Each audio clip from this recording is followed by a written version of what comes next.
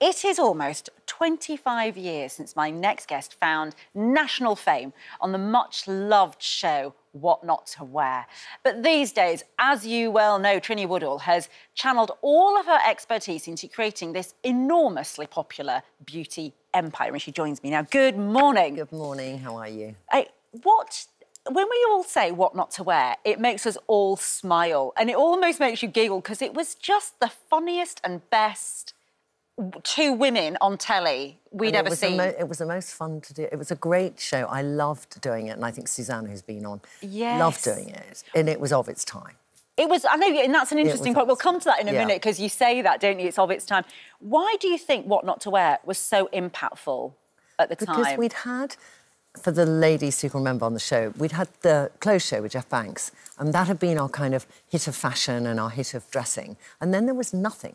And then we had this idea, because we had a column in the Telegraph called What Not to Wear, and then BBC approached us and said, could you make it a show? And then we made it a show. So it had that element of what should you wear and what should you not wear, because it was based on this column of saying what's good for a body shape and what isn't. It was always that basis, which they liked. And then it turned into, you know, a show that went on for a few years. Yeah, it was fantastic. And I think it was the straight talking. Yeah. I think there had been before a little bit of the sort of fluff of fashion, and this was about dressing, not about fashion. And that was the big difference. It was, how do you dress for who you are, not for trying to look like somebody off a catwalk on the high street. Right, exactly. Yeah. And also that thing I remember is that fashion is, you know, it's either affordable or it's not, depending on what your budget is. But dressing for your shape was something that you taught the nation, is something, and you want it, and in a way, empowering women is something that you've been passionate about, and that's part of, you know, what you're talking about today, is empowering women in business and other places. But allowing women to feel confident in the body they have, rather than constantly wishing that they had another body so that that item of clothing would work on them. Because I think we can spend ages, less now, but definitely then, thinking, when I lose the weight, when I meet the right person, when my kid's grown up, when. And we're all about how can you now change your mindset and dress so that you feel great. And dressing might seem the most superficial way to change the inside, but sometimes we need to just catch sight of our reflection and think, actually, I'm okay. And then it helps sort of work on the inside a bit. And I always felt that that was sometimes the way to get a woman to shift. And so in that show, we did do that. And as much as it was tough, and we had these tough rules, and we did books, you know, what not to wear books. And I remember, you know, one year a woman would get from her 5 friends the What Not to Wear book. So it was like somebody trying to tell me a message. Yeah. But it was just giving rules. And there are times in our lives where a set of rules allows us to either think we'll break those rules or gives you parameters in which you can then make your own decisions. And I think that's what that era did for some women. And you're 60 this I was 60 in February. So happy birthday for your 60th. And you say 60 is your best decade, or it's going to be your best decade. By far, it is my best decade. I think if I had to break down my decades, 20s was really feeling pretty shite. And I was using drugs and stuff. Swearing, but sorry, it was with an E on the end, but I do apologise. And it was about not knowing who I was. So that's, you know, lots of people in their 20s, it can be complicated.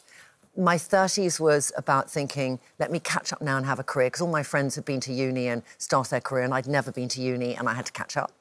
And that was beginning of What Not to Wear and writing the column. 40s was learning to be a mum, because I was a mum later, and I thought I'd never be a mum. And 50s was about just dealing with things that happened. You know, my daughter's father died, and just learning to be a single mum and having a career and the balance of life. Wow.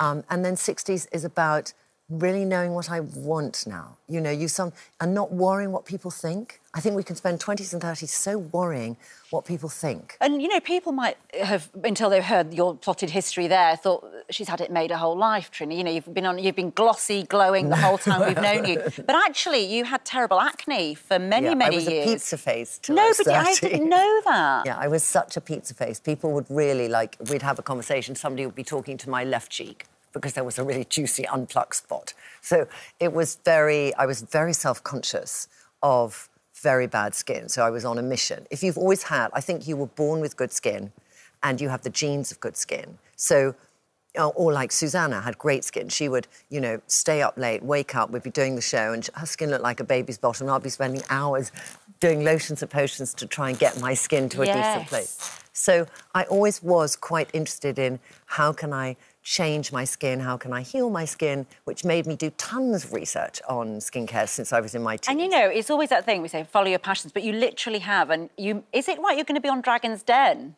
I am on Dragon's Den in January, yes. This is just one of them. Just one of them as a guest judge. Because, of course, you are, as you say, you've morphed into this incredible businesswoman, and you're now teaching as well, aren't you, others on how to do it, if they can. I think it's about...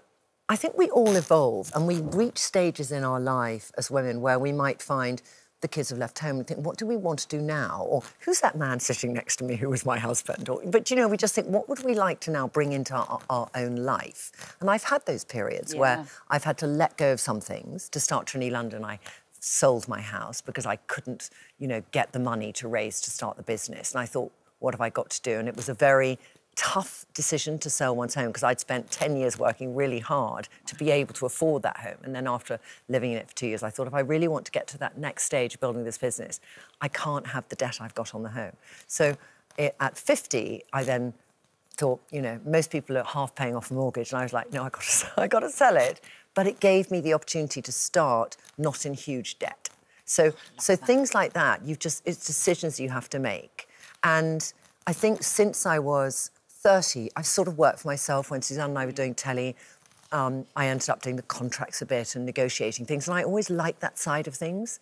So, you know, I've got to a stage now where I have a business. Yeah. We have 1 million customers and 250 people who work in the business, and BBC might have asked me to do a course in business. Yes. So I've done this course in business. It's so inspiring, you know, to think that you can approach 50 and... Because we think success is something that comes with youth and you have to start early, but you're showing you can follow a passion and do it later on in life and change your life. Amazing. Trinny, so inspirational to talk to you. Thank you. And wonderful. Your skin looks amazing and you look fantastic. Thank you so much for coming in.